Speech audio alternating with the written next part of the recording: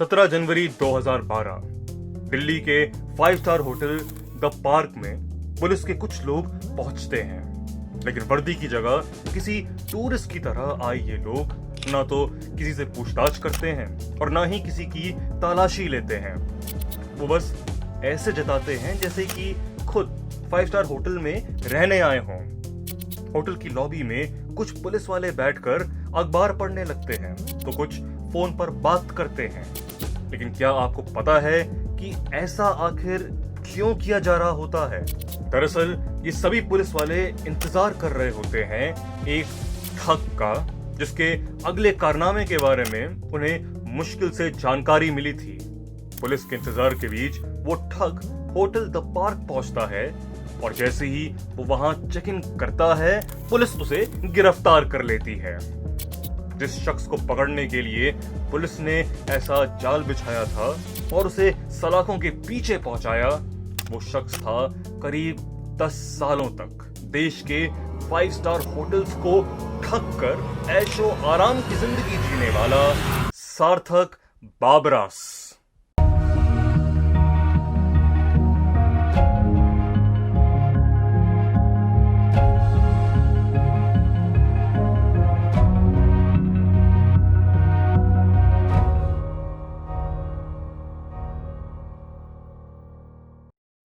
Police की पूछताछ से पता चला कि सार्थक अंडमान और निकोबार में पोर्ट ब्लेयर की आरजीटी रोड का रहने वाला है। उसके पिता एक सरकारी कर्मचारी थे। सार्थक ने अपनी 10वीं की पढ़ाई पूरी करने के बाद मैकेनिकल फिटर का कोर्स करने के लिए गुजरात के राजकोट जाने का फैसला किया। वहां जाकर उसका पढ़ाई में मन नहीं लगा और वो मुंबई आ गया। मुंबई में उसे मर्चेंट नेवी में काम करने का मन हुआ, लेकिन यहां भी कोर्स को अधूरा छोड़ देता है। नौकरी ना मिलने से परेशान सार्थक ने 1999 और 2000 के दरमियान अंडमान वापस लौटने का फैसला किया था।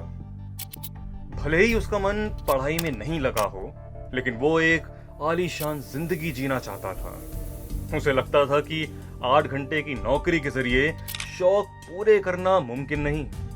मुंबई में रहने के दौरान उसे 5 स्टार होटलों का चस्का लगा था। उसे लगता था कि इन होटलों में रहने वाले ऐश की जिंदगी जीते हैं। उसे उसके एक दोस्त ने 5 स्टार होटल को ठगने का एक तरीका बताया।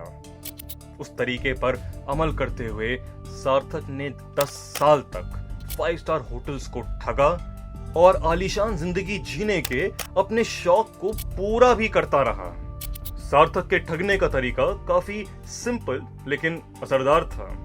अपने इस प्लान में उसे सिर्फ एक फोन कॉल और एक चुराए हुए पैन कार्ड की जरूरत होती थी।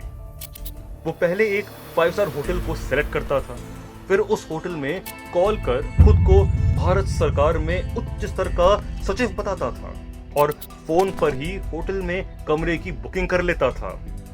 होटल स्टाफ को सार्थक ये बताना नहीं भूलता कि वो शहर से बाहर है और जब चेक इन करेगा तब वो पेमेंट करेगा। दूसरे ही दिन सार्थक उस होटल में पहुंच जाता और खुद को उस सचिव का रिश्तेदार बताता, चुराया हुआ पैन कार्ड दिखाता और बुक किए कमरे की चाबी मिलने के बाद 2-3 दिनों तक ऐशो आराम से होटल में महंगे कमरे में रहता, अलग अलग तरीके का खाना खाता और विदेशी शराब के मजे लेता, होटल की लग्जरी कार का भी फायदा उठाता और नाइट क्लब की पार्टियों में भी अपने झूठे रिश्तेदार के नाम से पार्टी कर लेता था। आमतौर पर वो होटल की बुकिंग 3 दिनों के लिए करता और 2 दिन बिताने के बाद बिना किसी से कुछ कहे निकल कर गायब हो जाता। इस तरह 2-2 दिन 5 स्टार होटल्स में रहकर वो अपने मजे की जिंदगी के सपने को पूरा कर रहा था। अपनी इस ठगी की शुरुआत उसने सिंक्लेयर्स बेव्यू नाम के होटल से की थी, जो कि पोर्ट ब्लेयर में है। पहली कोशिश में नाकाम रहे सार्थक को पुलिस ने होटल से बिना पैसे दिए निकलते वक्त पकड़ा था और वार्निंग देकर छोड़ दिया। सार्थक को समझ आ गया कि लोकल एरिया में काम करना ठीक नहीं होगा। फिर वो लखनऊ के ताज होटल गया, जहां भी उसकी दाल नहीं गली और फिर पकड़ा गया। इस बार उसे 1 साल की सजा भी हुई। 2005 में उसने हावड़ा में रहने वाली एक लड़की से शादी की और होटल की ठगी की कोशिश को कुछ वक्त के लिए छोड़ दिया। लेकिन उसने कुछ समय बाद फिर से होटल को ठगना शुरू किया और मुंबई, चेन्नई और कोलकाता के 5 स्टार होटल्स को अपना शिकार बनाया।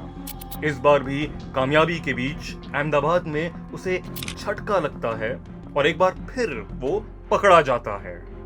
लेकिन जुर्म की दुनिया में जा चुके अपराधी का वापस लौटना जैसे मुमकिन नहीं होता, वैसे ही सार्थक भी अपनी हरकतों से बाज नहीं आता। अहमदाबाद के बाद दिल्ली आए सार्थक ने रेडिसन, ओबरॉय, संतौर और हयात जैसे होटल्स को ठग कर खूब मौज काटी। द पार्क होटल में पकड़े जाने से पहले वो दिल्ली के शेरटन होटल में ठहरा था। उस पर शक तब हुआ जब उसने 16 जनवरी 2012 को नेहरू प्लेस जाने के लिए होटल की टैक्सी ली और ड्राइवर से 2000 रुपये उधार भी मांगे। होटल को शक हुआ तो उन्होंने पुलिस को बताया और पुलिस को सार्थक की जुर्म की कुंडली का पता चला। पुलिस की पकड़ से छूटने के बाद सार्थक ने होटल को ठगना जरूर बंद कर दिया, लेकिन जुर्म की दुनिया से वो बाहर नहीं आ सका। 2014 में उसे किडनैपिंग के आरोप में पोर्ट ब्लेयर पुलिस ने गिरफ्तार किया था। 2018 में एक ज्वेलरी शॉप के मालिक के साथ धोखाधड़ी के केस में वो फिर गिरफ्तार हुआ। कुछ लोग होते हैं जिन्हें अपने सपने को पूरा करने के लिए सिर्फ जुर्म का रास्ता दिखाई देता है, और ऐसे ही लोगों में शामिल था सार्थक राव बाबरास। पैसे कमाने के लिए जालसाजी और ठगी को रास्ता बनाने वाले सार्थक के गुनाह उसे सिर्फ जेल की सलाखों के पीछे ले जा सकते हैं और कहीं नहीं।